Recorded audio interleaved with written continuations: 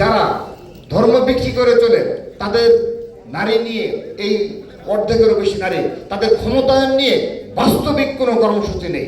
তারা হয়তো মুখে বলতে পারে কিন্তু বাস্তবিক অর্থে কোনো কর্মসূচি নেই, বরঞ্চ তারা কর্মঘণ্টা কমিয়ে তাদেরকে আর কীভাবে ঘরবন্দি করা যায় সেই বিষয়ে তাদের কর্মসূচি রয়েছে।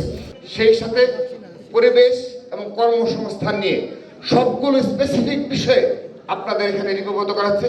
স্পেসিফিকভাবে আপনারা আজকে খুব মনোযোগ সহকারে সেগুলো অত্যন্ত মনোযোগ সহকারে সেগুলো প্রশিক্ষিত হবেন এবং আমরা এই 8টি বিষয় সহ অপরাপর যে বিষয়গুলো রয়েছে, বিশেষ করে দেশের অর্ধেক যে নারী, অর্ধেকেরও বেশি মোট জনসংখ্যার অর্ধেকেরও বেশি নারী, তাদের বিষয়ে একমাত্র বিষয় রয়েছে বিএনপি, একমাত্র বিষয় রয়েছে বিএনপির ভারপ্রাপ্ত চেয়ারম্যান জনাব তারেক রহমানের।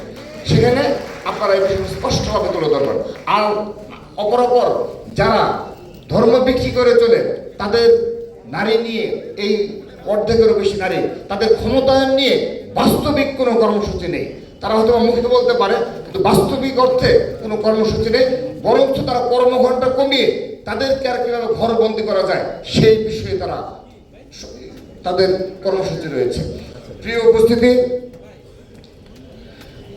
আমরা শিক্ষাক্ষেত্রে এবং কর্মসংস্থান বিষয়ে সবচেয়ে বেশি ছাত্র সমাজের নিকট আমাদের তুলে ধরবো আমাদের স্পষ্ট অবস্থানগুলো, বিশেষ করে বিএনপির ভারপ্রাপ্ত চেয়ারম্যান জনাব তারেক রহমানের যে বিষয় এবং দৃষ্টিভঙ্গি সেই বিষয়গুলো, অর্থাৎ শিক্ষাক্ষেত্রে কিভাবে সারা দেশব্যাপী প্রান্তিক অঞ্চলে প্রান্তিক পর্যায়ে শিক্ষা বিস্তার লাভ করবে সে বিষয়ে তার সুদূর পরিকল্পনা লিপিবদ্ধ করা হয়েছে। কিন্তু বাংলাদেশে আরও যারা রয়েছে দল রয়েছে তাদের কেউ এইভাবে স্পষ্টভাবে শিক্ষাক্ষেত্রে এবং শিক্ষকদের জন্য একদম স্পষ্টভাবে কোনো পরিকল্পনা আজকের দিন পর্যন্ত তারা পেশ করতে পারেনি, আমাদের সম্মুখে উপস্থাপন করতে পারেনি। শুধুমাত্র বিএনপি অনেক আগে থেকে এই বিষয়ে কাজ করছে, এখন ধার প্রান্তে চলে এসেছে, এখন এই বিষয়গুলো আমরা আরো বেশি জনগণের ধার করে পৌঁছে দেব। সংগ্রামের উপস্থিতি, তারা কি কখন ইসলামের ধারক বাহক হতে পারে? তারা কখন ইসলামের ধারক বাহক হতে পারে না। আমরা এটা থেকে বিশ্বাস করি। যারা জাকাতের অর্থ তাদের নিজ নেতাকর্মীর পেছনে ব্যয় করে, মৌদুদিবাদের যে মতবাদ রয়েছে সেজন্য তারা ব্যয় করে, কিন্তু প্রকৃত ইসলাম মোতাবেক যে জাকাতের ব্যবহার সেই ব্যবহার কি তারা করে? তারা সেটা বক্তব্য বলে মধ্যপ্রাচ্যতে জাকাত ফান্ড নিয়ে এসে তারা খরচ করবে। শুধুমাত্র এগুলো এই অনেকগুলো ইসলামেরই মূল অনেকগুলো বিষয়ের সাথে তাদের সাংঘর্ষিকতা রয়েছে।